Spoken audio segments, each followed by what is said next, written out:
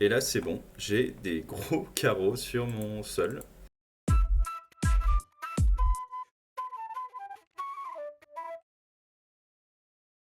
Bonjour à tous, c'est Nicolas de ADBO. Cette semaine, on se retrouve pour une petite vidéo où on va découvrir un outil super cool qui s'appelle Architecture, qui vous permet donc de récupérer des textures et surtout de les créer vous-même et de les modifier. Allez, on regarde ça tout de suite.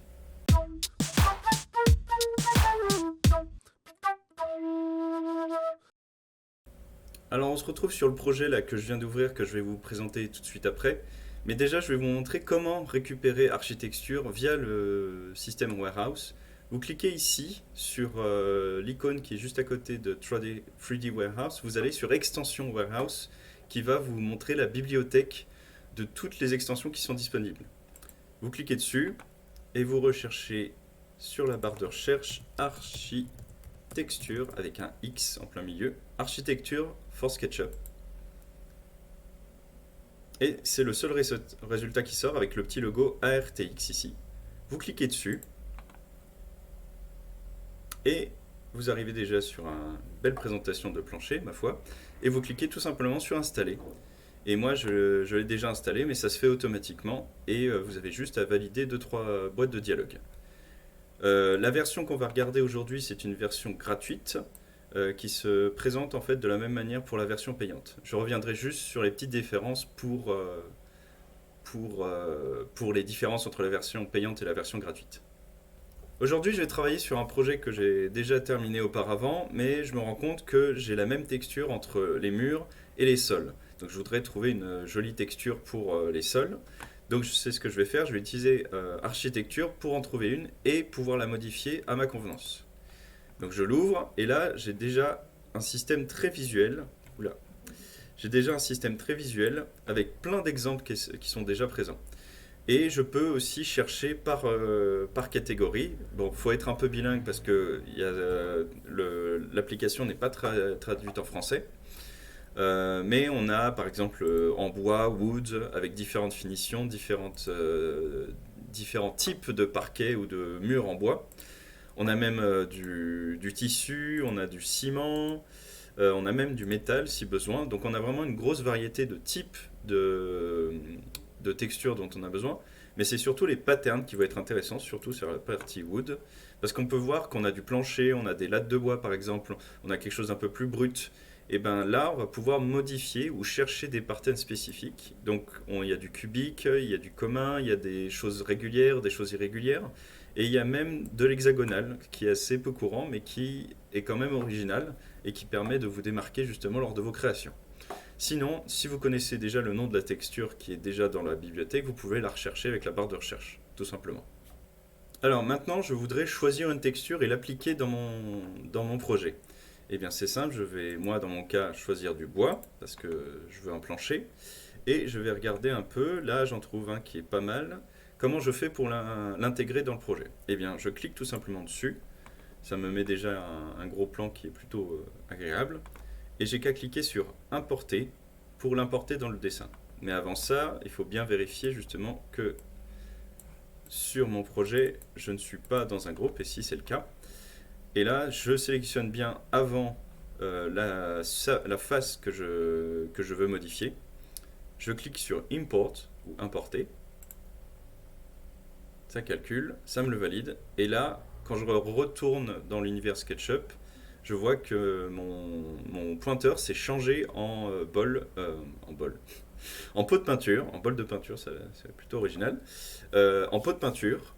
Et donc j'ai juste à cliquer sur la face pour l'appliquer. Voilà. Et là, on voit qu'il n'est pas vraiment à l'échelle, mais déjà, ça vous donne une première idée d'application. On reviendra plus tard sur comment on peut le mettre à l'échelle sur un autre exemple. Mais avant ça, on va voir une des grosses particularités et un des points forts de l'architecture qui le rend vraiment cool, c'est la possibilité d'éditer les textures déjà existantes. Vous avez juste à sélectionner une texture comme on l'a fait et cliquer sur Edit.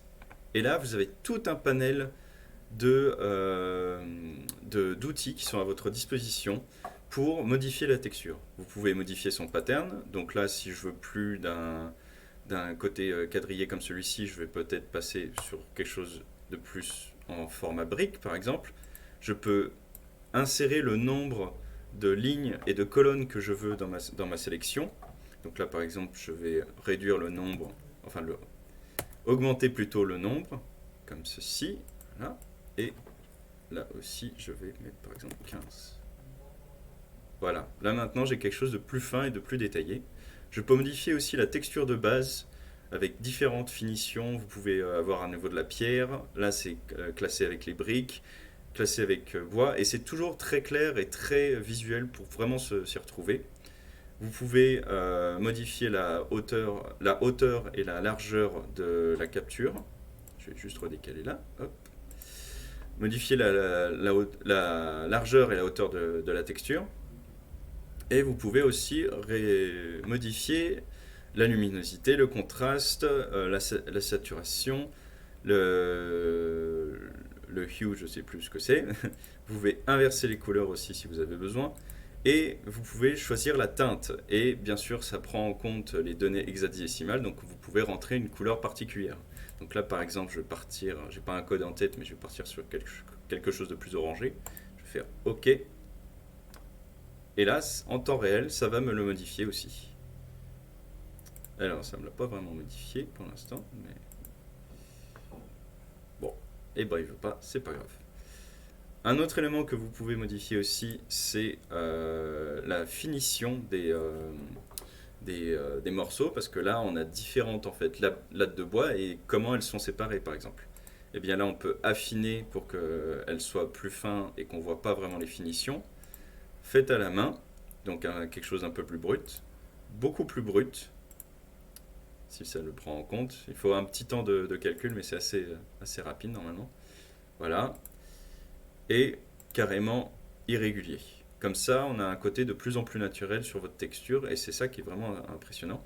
Et chose encore plus impressionnante, vous pouvez modifier la taille des différentes séparations. Là, on ne le voit pas bien parce qu'on est sur une finition très détaillée. Mais vous pouvez aussi changer la variation de couleur. Et sur certaines textures, comme on verra plus tard, on va partir sur un truc un peu plus visuel. Ça peut être vraiment impressionnant. Et sur les joints, je vais vous le montrer aussi un peu plus tard, on peut vraiment partir sur des choses très impressionnantes. L'autre grande force de l'architecture, c'est la possibilité de créer sa propre texture de rien du tout. Donc, et d'avoir beaucoup plus de possibilités de personnalité qu'en prenant les modèles déjà existants. Donc pour ce faire, on clique sur New Texture. Et là, vous avez à peu près les mêmes outils que je vous ai montrés auparavant, mais vous avez beaucoup plus de mainmise dessus. Donc là, par exemple, je vais changer le pattern. Je vais prendre quelque chose d'un peu loufoque, un peu comme j'aime bien. On va prendre French Pattern. Je vais laisser la résolution comme ceci pour vous montrer notamment les joints dont je parlais juste avant.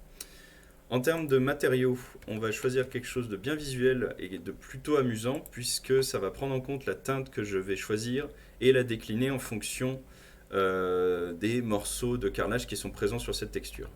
Là, dans ce cas-ci, on voit bien les joints. Et donc, avec les différents types de finition, on peut avoir différents types de rendus et ça apporte énormément de richesse à l'extension. Par exemple, pour Fine, on va avoir des lignes droites. Pour Handmade, on va avoir un peu plus d'erreurs dues de la main humaine. Pour Rough, là, ça va être vraiment excessif. Et au Uneven, il y aura vraiment des gros décalages entre les différentes parties de la texture. Donc c'est vraiment impressionnant et vraiment très précis pour avoir quelque chose qui vous démarque. En termes de couleur, sur la teinte, je vais cliquer sur le pinceau, sur le bol de peinture. Et là, je vais choisir ma catégorie de couleurs, déjà dans les bleus. Et n'oubliez pas surtout de cliquer dans cette partie-là qui vous donnera la luminosité de la couleur. J'ai fait l'erreur tout à l'heure et ça ne marchait pas. Et là, surtout, vous avez la possibilité de rentrer aussi la référence hexadécimale facilement ici pour si vous avez une couleur spécifique en tête, par exemple. Là, je vais choisir un joli bleu comme ceci. J'ai souvent l'intention de choisir en bleu. Et là, on voit effectivement que y a très peu de différence entre les différents morceaux. Ce que je peux faire, et ce qui est plutôt impressionnant, c'est déjà réduire un peu les joints, augmenter un tout petit peu plus. Je peux changer la taille du joint en fait que j'ai déjà donné. Il y a déjà un setting de base, mais je peux encore régler et affiner encore le type de joint que je voudrais. Et ensuite, je peux réguler la variation de ton. Donc comme on est sur un pattern très varié, si je réduis, on va avoir de plus en plus de bleu. Mais si j'augmente, on va avoir... là, ça ne marche pas. Je vais changer de couleur. Je vais chercher quelque chose d'un peu plus lumineux. Et si je fais comme ça...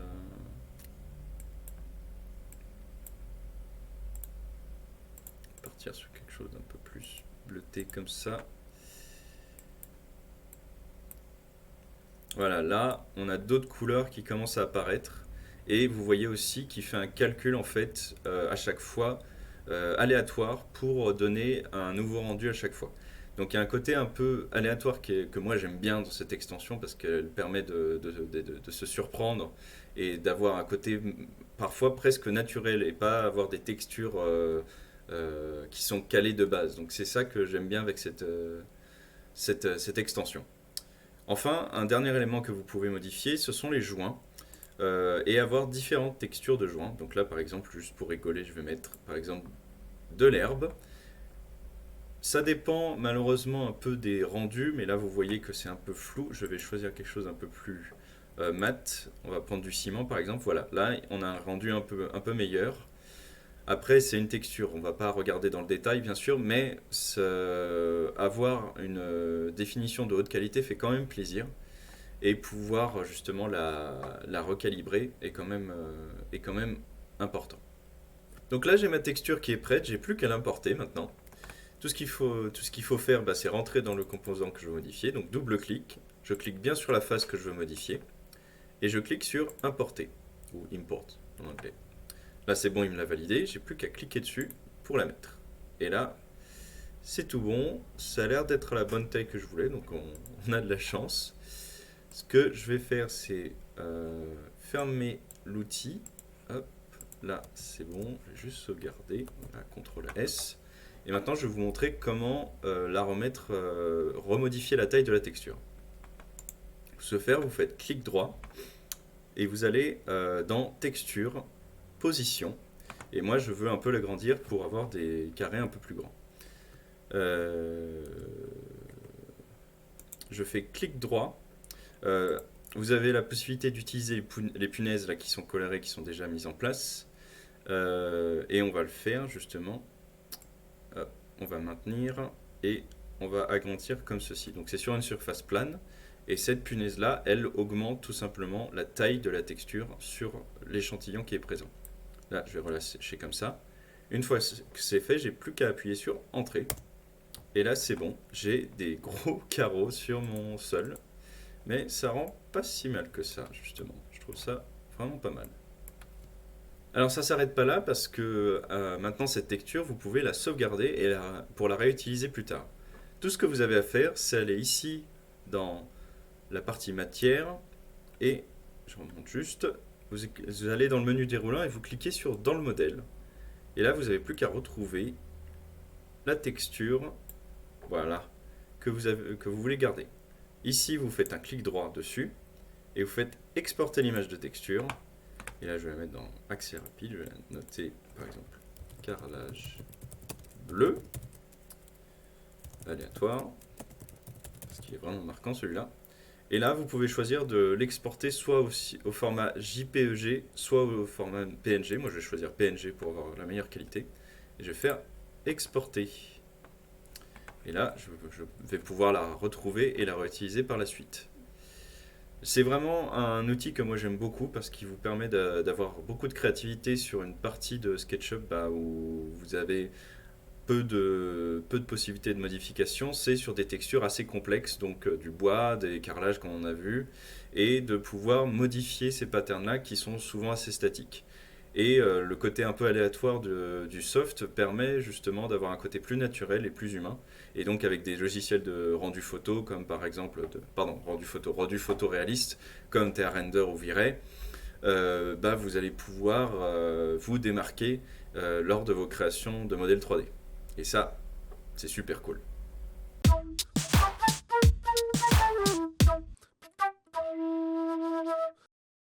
Voilà, c'est tout pour aujourd'hui pour Architecture. J'espère que ce petit soft va vous plaire. Vous pourrez le télécharger d'ailleurs directement dans la description ou comme je vous ai montré d'ailleurs dans le système Warehouse directement parce qu'il est très bien référencé, vous le trouvez facilement.